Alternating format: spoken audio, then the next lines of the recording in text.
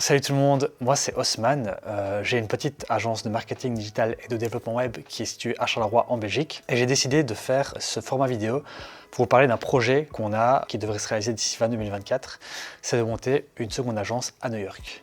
Voilà, donc j'ai décidé de documenter tout ce qui allait se passer entre maintenant et fin 2024 et sûrement encore plus tard dans un petit format vidéo parce que je me suis dit que ça allait certainement intéresser pas mal de gens de savoir un peu ce qui se passait dans une agence comme la nôtre et comment ça se passait pour la développer jusqu'au point où on peut ouvrir une deuxième agence à l'étranger. Alors moi j'ai déjà eu la chance de vivre là-bas pendant 3 ans, il y a 10 ans avec ma compagne. C'était génial, on s'est vraiment bien amusé, on a adoré la mentalité sur place et se balader là-bas c'était un peu comme être dans un film tout le temps.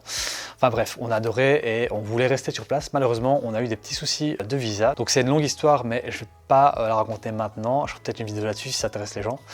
Mais voilà, on a dû rentrer en Belgique il y a 7 ans. Donc à l'époque moi j'étais musicien, donc pour avoir un visa pour rester sur place c'était un peu la galère. Mais en faisant mes recherches à l'époque, je me souviens que j'étais tombé sur des visas d'investissement. Bon à l'époque pour moi c'était pas d'actualité, mais aujourd'hui je me dis que c'est une possibilité, donc c'est une nouvelle porte qui s'est ouverte. Alors forcément avec ce projet il y a un tas de challenges qui arrivent. Passer de 2 personnes à 7 personnes d'ici fin 2024.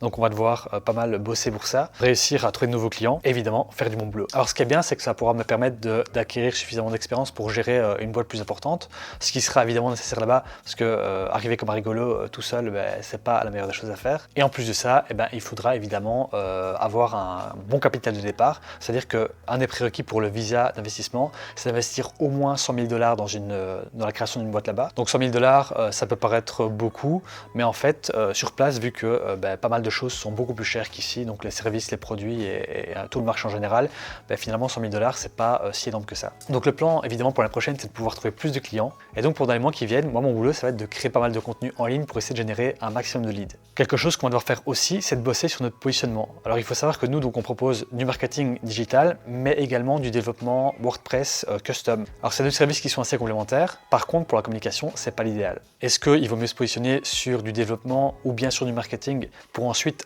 ramener les clients vers l'un ou l'autre service? C'est une question à laquelle je dois encore pas mal réfléchir et trouver la bonne réponse. Donc si ça vous dit de voir un peu ce qui va se passer dans les mois qui viennent, de voir comment on va faire face au challenge et comment on va développer l'activité, n'hésitez pas à vous abonner et si vous avez des questions, mettez-les dans les commentaires, j'y répondrai évidemment avec plaisir.